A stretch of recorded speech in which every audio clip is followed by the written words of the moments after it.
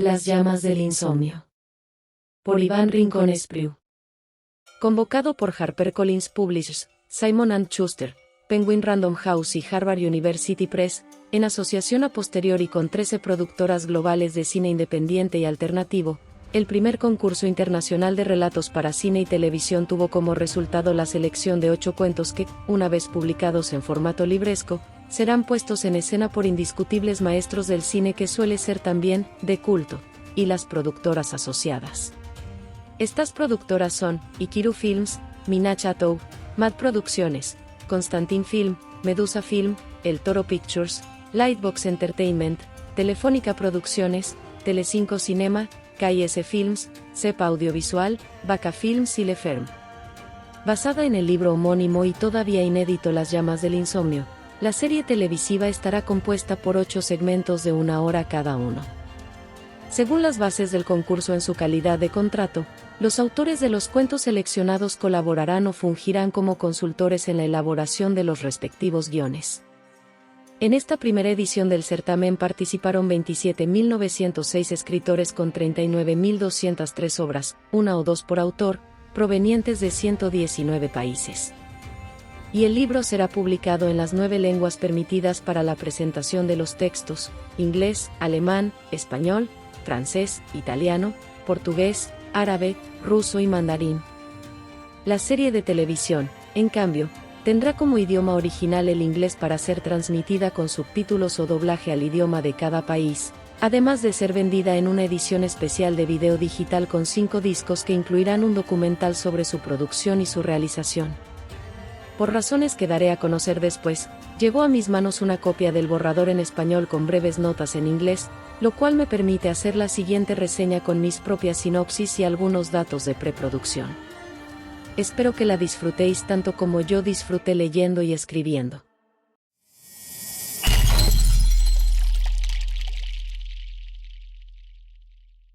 Si el orden de la serie corresponde al de los textos en el libro, el primer capítulo será Postdata, Dale de comer al gato, cuento epistolar de la escritora italiana Chiara Falace, charlas con Milan Kundera y Había muerte en su mirada, que narra en principio un romance imposible entre 2 mujeres.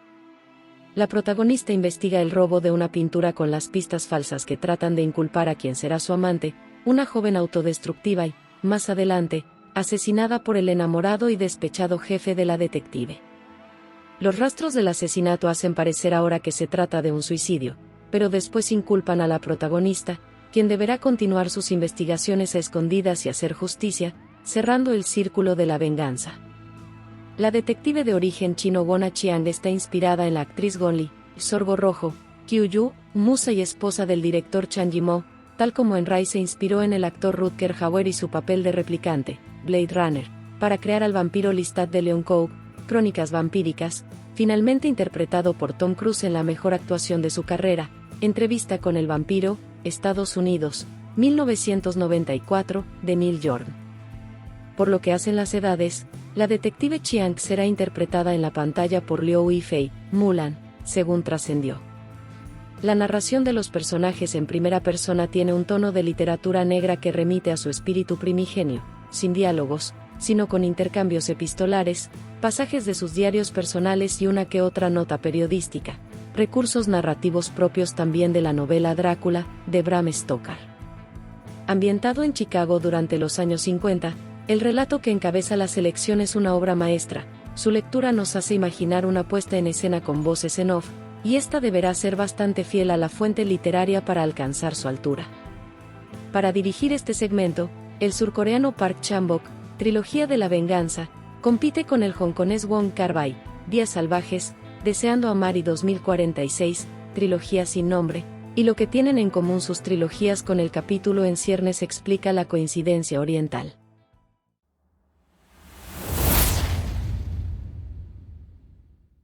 Con un título extenso y prometedor, que provee de coherencia y hasta de continuidad al orden de los textos, el segundo es, sin embargo, menos elegante y más bien perturbador.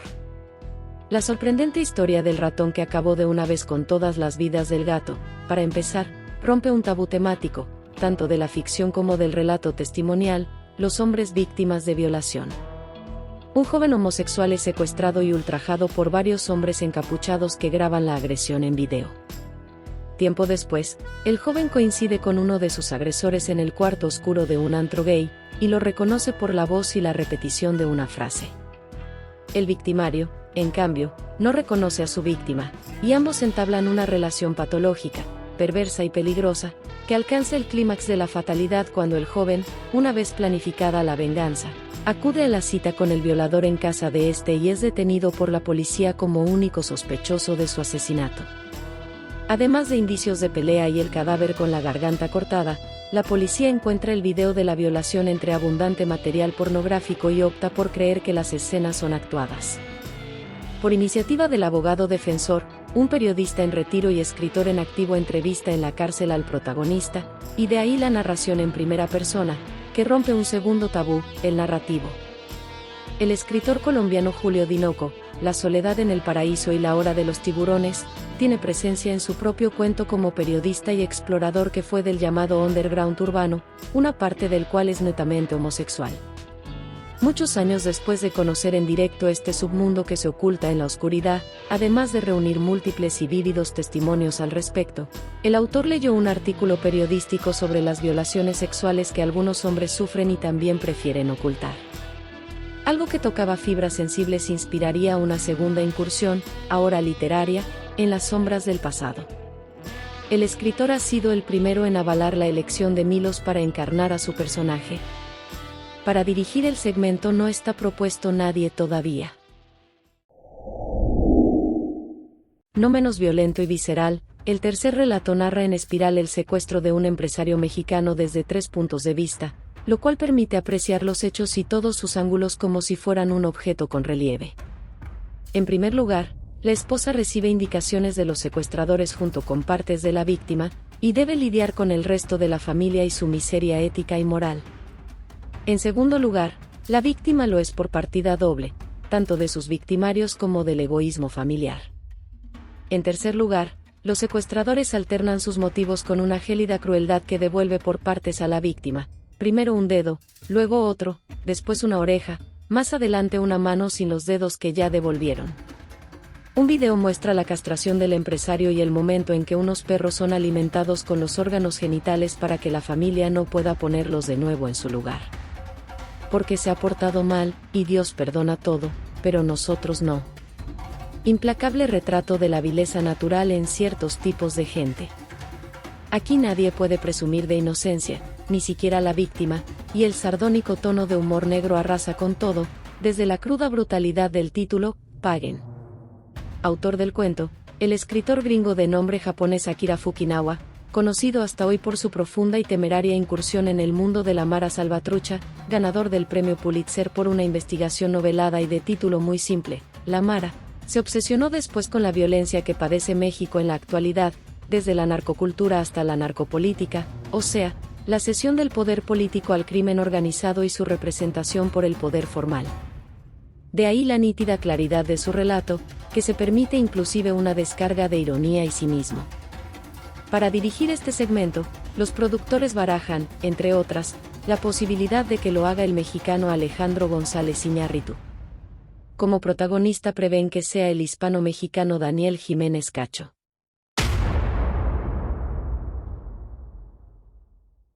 Increciendo, el cuarto capítulo tiene un título representativo del rock setentero, precursor del black metal, Los hijos del diablo no creen en Dios.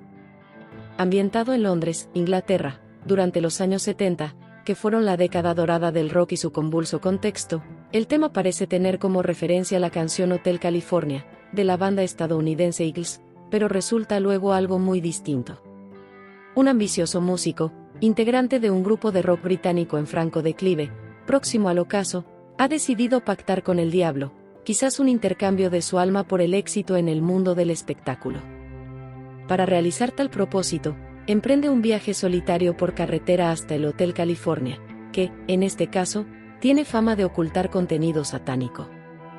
Una vez allí, descubre que se trata más bien de una fachada, la de un templo católico, oculto, subterráneo y descomunal, reminiscencia inmortal de la Edad Media, reducto inexpugnable de la Santa Inquisición, que practica torturas infernales para convertir satanistas y demás infieles en esclavos de Dios, o asesinarlos con el mayor sufrimiento posible como castigo ejemplar. En el interior del templo, monjes y monjas hacen de la perversión un pretendido secreto con actitudes hipócritas y taimadas, y sus ritos iniciáticos no son más que abusos sexuales y psicológicos. El protagonista fracasa en sus variados intentos de huir, y, después de pagar cada uno con más tormento, opta por asimilarse a la farsa en espera de una mejor oportunidad, así sea necesaria su propia inmolación en última instancia, prendiendo fuego al infierno terrenal en el que ha caído. Escrito como guión cinematográfico en su fase literaria, el relato sugiere y hace imaginar la narración de una voz en off y en segunda persona, así como una sola toma o la simulación de un plano secuencia de principio a fin. También nos hace imaginar que escuchamos la canción de aparente referencia durante el viaje por carretera. La autora es Alicia Ferrer La Ploma, escritora y promotora cultural, catalana, conocida y laureada por su libro de cuentos Cartas a la Noche y Noches a la Carta. Para escribir el guión y dirigir el capítulo en ciernes, las productoras barajan la posibilidad, propuesta por la escritora, de que lo hagan dos veteranas, Silvia Secli y Marta Kulich, por haber escrito y dirigido en 2000 el segmento intermedio de Si estas paredes pudieran hablar dos, Mujer contra Mujer. Una pieza perfecta de media hora que, más allá de la escenografía y el vestuario, reprodujo el ambiente de los años 70 con algunas de sus corrientes ideológicas y la banda sonora de la década en Estados Unidos. Como actor protagónico no está previsto nadie en particular, salvo que deberá representar 28 años de edad, además de ser esbelto y bien parecido. En la línea del relato anterior, el siguiente tiene por título Cinema Infierno, que guiña con el clásico de Tornatore, pero desde el otro extremo, y un género que parece horror sobrenatural, pero más bien describe un delirium tremens con tanta creatividad como crueldad.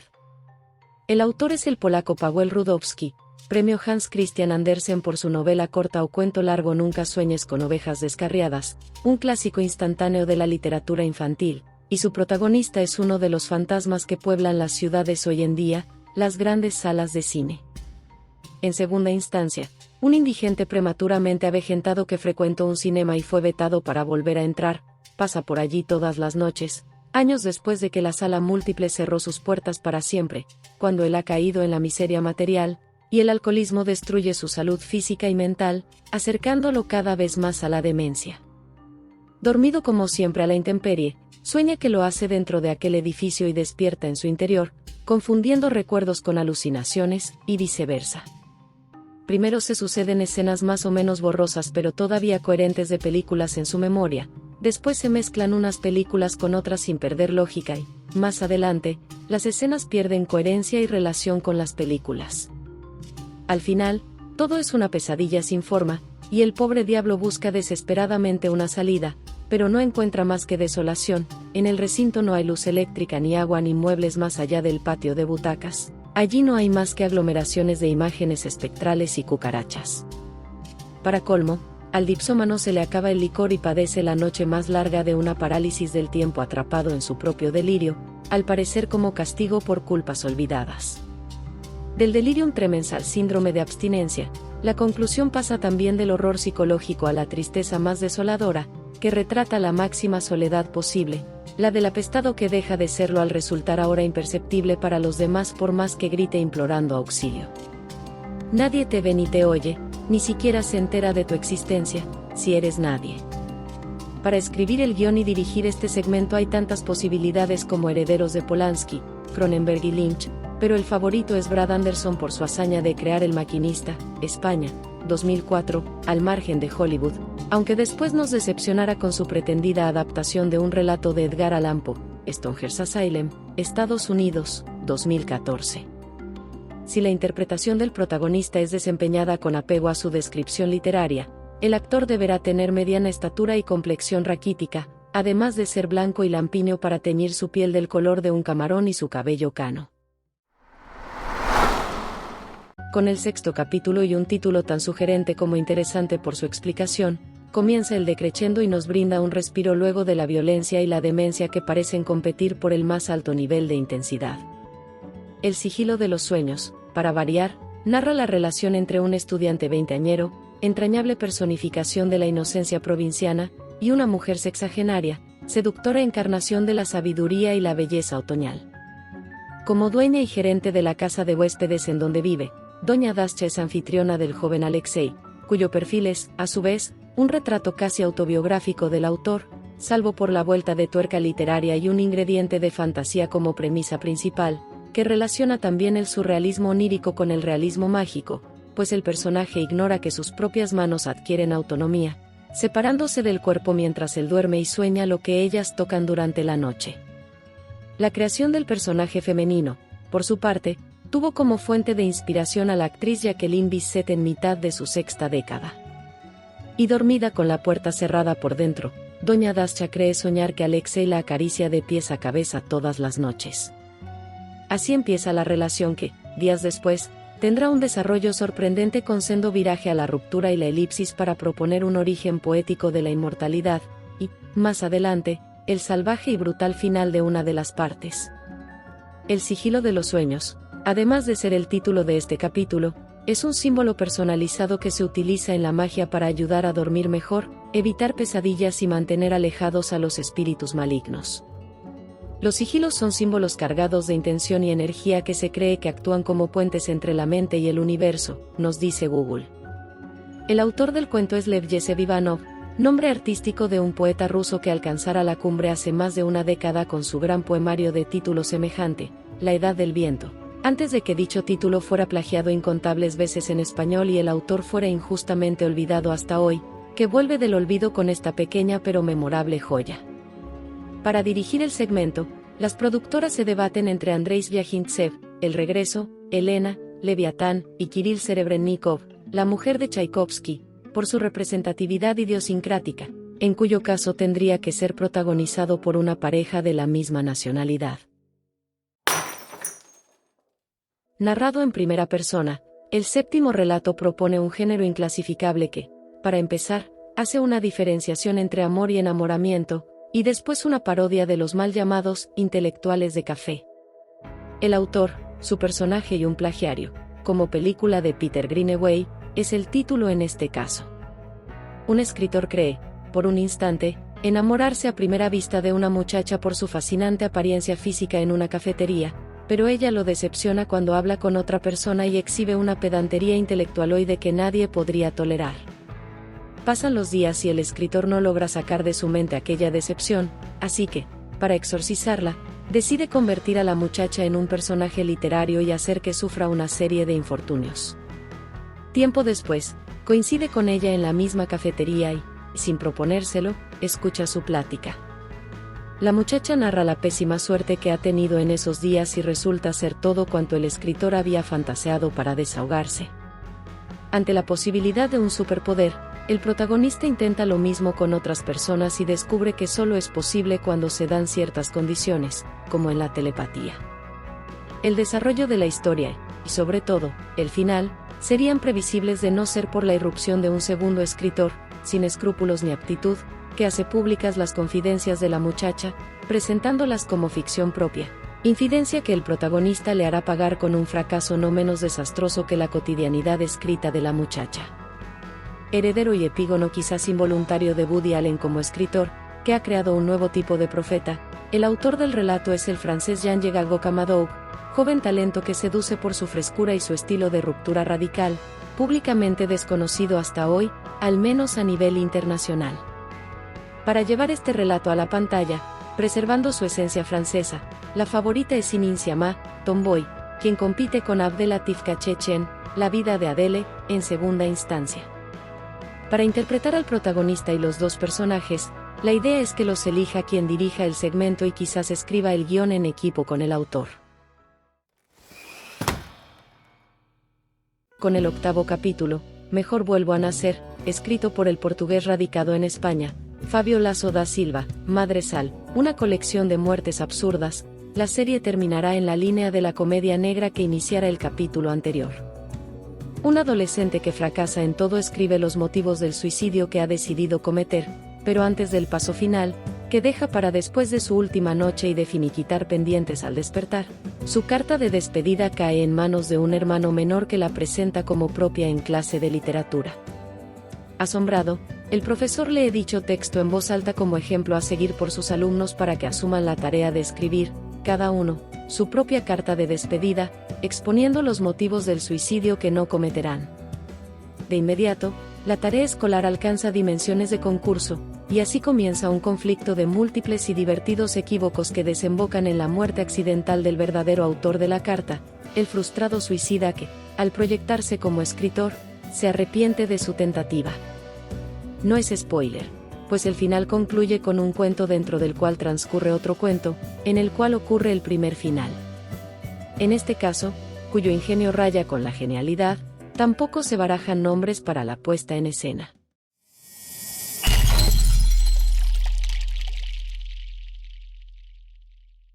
Si algo tienen en común los relatos seleccionados es su calidad literaria y su originalidad, con realismo y actualidad suficientes para viabilizar su escenificación en la mitad de los casos. Postdata, dale de comer al gato. Los hijos del diablo no creen en Dios, Cinema Infierno y El sigilo de los sueños, son diferentes en este aspecto, el primero y el segundo de los mencionados por su ambientación de época, el tercero por su atmósfera de alucinaciones esquizofrénicas y el cuarto por el surrealismo, no menos alucinante, de las manos que actúan por cuenta propia. Elementos irreales y sobrenaturales en términos escénicos, que requerirán obviamente de efectos digitales. En esos 4 casos, la representación escenográfica será más difícil y costosa. El autor, su personaje y un plagiario, también plantea una situación irreal, pero no en términos visuales, de modo que su puesta en escena será equivalente a la de un simple drama. Se dice que ningún relato participante con géneros como la ciencia ficción o el horror sobrenatural estuvo a la altura de los seleccionados, no de su calidad, sea literaria en general o narrativa en particular, ni de su originalidad, falta que permitió al jurado una selección con relativa homogeneidad y unidad aproximada, por los temas y elementos en común. Primero los gatos como presencia recurrente en las noches de insomnio y como el oponente de mayor ventaja en el juego adulto del gato y el ratón, que invierte los papeles por sorpresa cuando la trama justifica una venganza, la narración en primera persona, la homosexualidad como algo abierto y seductor cuando se trata de lesbianas, o más bien oculto y oscuro, inclusive sórdido, cuando la protagonizan hombres, al menos en estos casos. La referencia del infierno como concurrencia de sufrimiento vivo sin escapatoria, el secuestro, el suicidio y la violencia genérica o sustantiva, que puede llegar a ser extrema y emparentarse con la demencia, que a su vez acompaña a la indigencia y la soledad, además de rimar, situaciones en las cuales suele haber una evasión o salida falsa que termina por empeorarlo todo, el alcoholismo. Literatura negra, thriller, horror psicológico, inclusive si ubicamos el fanatismo religioso y su fundamentalismo criminal en el terreno de la psicología, humor negro, comedia romántica, surrealismo, poesía. Todo en un mismo libro que al principio transmite una gran dosis de pesimismo y hasta de misantropía, pero al final nos deja una sonrisa y un excelente sabor de boca. Si la desazón es el más propicio de los ánimos para la reflexión y el que suele resultar de ella, y el gusto suele ser uno de los efectos de las mejores causas, el público lo dirá cuando el libro y la serie de televisión vean la luz en 2025, el primero a principios, la segunda quizás a mediados o hacia finales de año.